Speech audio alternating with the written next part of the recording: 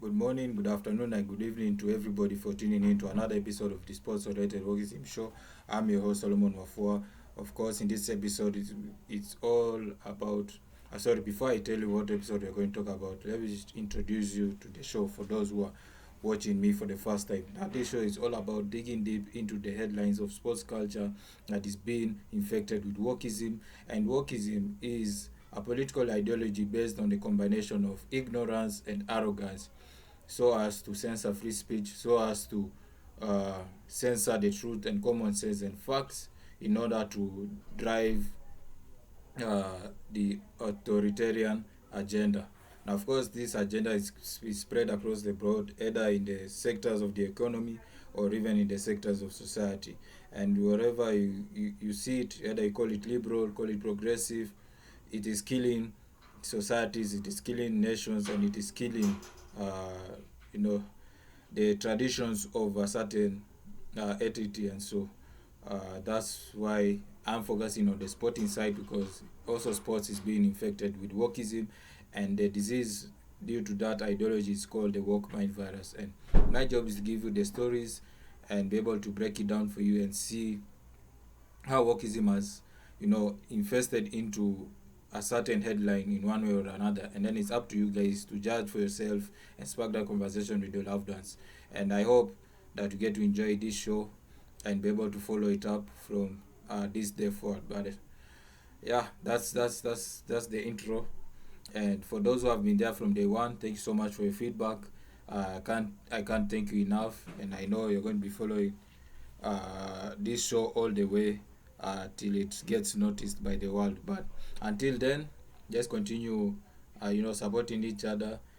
Support me so that I can continue to do, content creation and give you guys the stories, give you the unique breakdown of such content in order for you guys to, say something and and talk about it and even love it at the end of it all, because it's all about you, the fans, be able to give you stories which is rarely being talked about. But today, just going straight into it, today the title of this episode is called Bridge the Gap, Not Break Apart.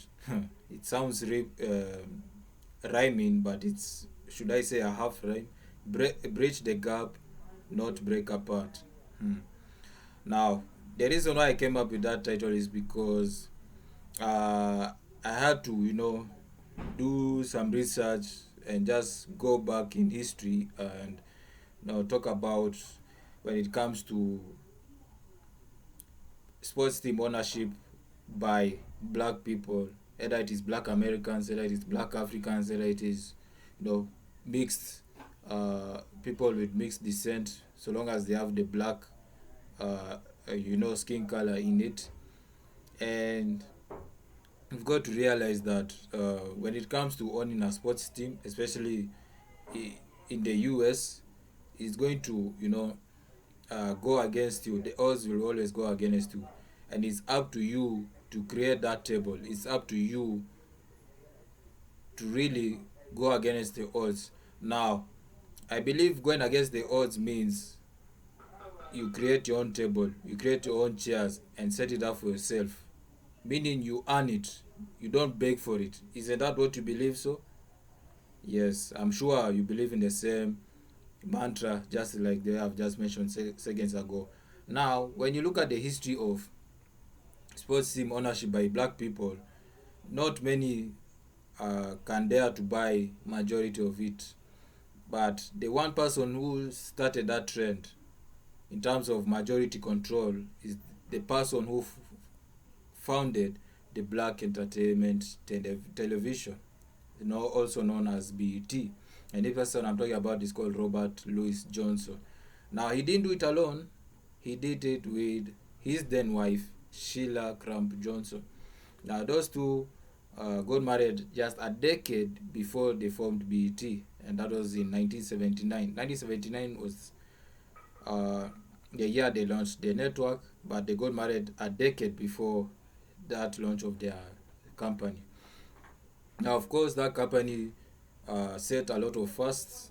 They are the first, company owned by black people to go public on the New York Stock Exchange. That was in in 1990 or 1991, and then of course Robert Louis Johnson became a billionaire by selling the network to Viacom. Now Viacom today is going to be known as Paramount Global.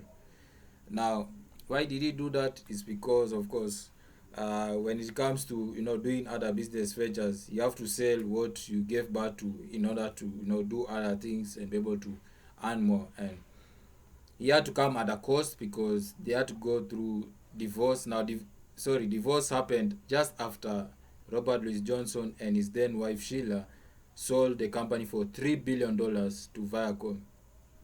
Imagine, the first Robert Johnson is not only the first black person to take the company global through the initial public offering alongside his wife, but he's also the first black American billionaire entrepreneur in that list. Before then, you've never heard of a black billionaire, but until he took that step, he was able to make history. But moving forward, of course, after him selling BET to Viacom for $3 billion, the divorce came months after that. Of course, Sheila took a big chunk, and I don't know why she had to take the big chunk more than the ex-husband. I mean, divorce is a real business in America. So if you are the man and you can't handle your marriage properly, be careful, because when it comes to the divorce money, you might get a small percentage of it. So be careful how you handle your marriage. But I digress from that. Of course, he was given the expansion franchise by the NBA in 2002, him leading the way alongside other investors and celebrities, of course, including Nelly, who is originally from St. Louis, but Robert Louis Johnson put him on board just prop up the fan base as a celebrity. Now, just even that 2002, Michael Jordan was playing in his final season in NBA, and he was the president of basketball operations at the Washington Wizards, and at the same time he was a player. And I believe the friendship between Michael Jordan and Robert Louis Johnson got more serious when that year 2002 happened. And of course, their friendship started growing, and then 2 years after Charlotte were given an NBA franchise, after they relocated to New Orleans and had their new ownership group called the New Orleans Hornets. In 2004, which is 20 years ago, they had their own franchises called the Charlotte Bobcats, led by Robert Louis Johnson. And of course, Michael Jordan came on board in the ownership group 2 years after the launch. And Michael Jordan was very interested is because of the persuasion from the then owner Robert Johnson, able to come on board and be able to help. Why? Because of his experience as the president of basketball operations at Washington Wizards, able to do the same at Charlotte. Now, of course, it didn't go well because they really had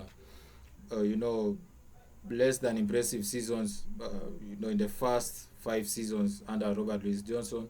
And what did he do in 2009? Going ahead to the 2009-2010 season, he sold the majority of it to Michael Jordan. Now, not forgetting that Michael Jordan already had a minority stake, even as he became president of basketball operations from 2006 all the way to 2010. And the only person Robert Louis Johnson was able to sell it to was Michael Jordan, and he took majority of it, meaning him, Nelly, and others were were kicked out of the door, and Michael Jordan took over from there. And of course, Michael Jordan was the only black majority owner of not just the NBA franchise, but also the professional sports team in America for 13 years. Imagine he bought the Charlotte Bobcats for $275 million in 2010. By the time it was the time for him to sell the team majority in 2023, that is 13 years later, he sold it for $3 billion. Now, people may say he's the worst NBA owner. Yeah, you can keep that opinion. But when it comes to making boss moves, I think that's the best thing to do. I mean, he's not the only one who has done that. You buy it cheap, sell it expensive, you become richer. That is how Michael Jordan appeared as the only athlete on the Forbes 400 last year. Did you know that? Now you know, in case you didn't know. So he may have poor record as the NBA owner during the 13-year period. I believe is the worst during his ownership period. But that didn't stop him from getting richer. Why? Because once he sold the majority stake in that team, he has earned more money in his net worth than all the money he has made through, the shoe brand, the Jordan brand, for 40 years. So what does that tell you?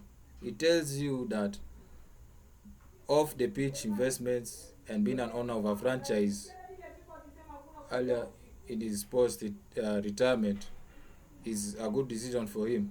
But of course, for Sheila Johnson, the ex-wife became the president of the Monumental Sports, which is under Ted Leonsis, since 2005, and she's doing well, and she's the only black person to own a share in an NHL team, which is ice hockey. And as we speak right now, she is doing well. I mean, for almost 20 years, her net worth is, I believe, $850 million. Now, the reason why I'm coming to that title is because it reminds me of the BET sale, the sale of the BET networks, and majority of the bidders were black people, and all of them are trying to buy it in their own way, which is okay. But when you want to buy the whole thing for the black community, it's better to bridge the gap, meaning you come together and be a large consortium to buy BET from Paramount Global. Now, of course, it didn't go well because the valuations were not correct. Some say it was 3 billion, some say it was less than $3 billion, according to financial experts and even those who are handling the transactions. That goes to tell you that even if Paramount Global was to sell it to black people, it won't do them any good service because of the culture that we are seeing in the society of today. And what more can they do? You can see all types of social vices that is being created by BT and is being crossed over to everyday society. And even if Paramount Global was to sell BT networks to the black billionaires or multimillionaires, they would do much because they just want to have the bag. But when it comes to change of narrative, they can't do it because they are scared of losing customers. So I believe as we speak now, the sale is off the table, meaning Paramount Global keeps BET and VH1 because that is what it was part of the sale, according to Paramount Global. But for guys like P. Diddy, who has Revolt TV, for guys like Baron Allen, who has the Allen Media Group, for guys like Tyler Perry, who has the Tyler Perry Studios and has a small stake in BT Plus, then them coming together, in my opinion, will solve the problem of buying a black-owned brand like BT. But of course, they don't want to do it together because they all want to do it in their own way, able to try and reach the billionaire status. Of course, Tyler Perry is the only billionaire of all the bidders. P. Diddy is on his way there, same as Byron Allen. But of course, Paramount Global has put that off the table, so no one is going to buy the BT network. So that's what I was coming to tell you.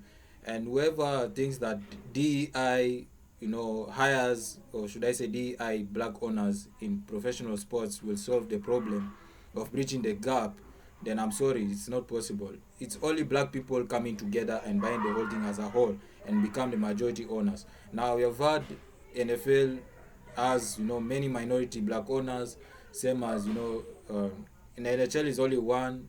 Baseball is very few, like Magic Johnson, but it's not doing much. Why? Because how do you create a difference to represent the black people who are majority in the NFL and NBA, either as a coach or as a player, be able to show, hey, even the blacks can rule the sports franchise. But you can't do that if you're a minority. Yes, you can be the DI leader of a franchise, but you can't do much because you're not the one who calls the shots as the owner of a franchise. So my conclusion is, until you create your own table and chairs, then you'll continue to beg and you'll not create much difference. So that's it from this episode. Thank you so much everybody for watching this episode. Make sure you contribute in the comment section on whatever platform you're using for watching these episodes, and make sure you follow, subscribe, share, and like it. and I'll be glad to see your responses. Until next time, it's goodbye.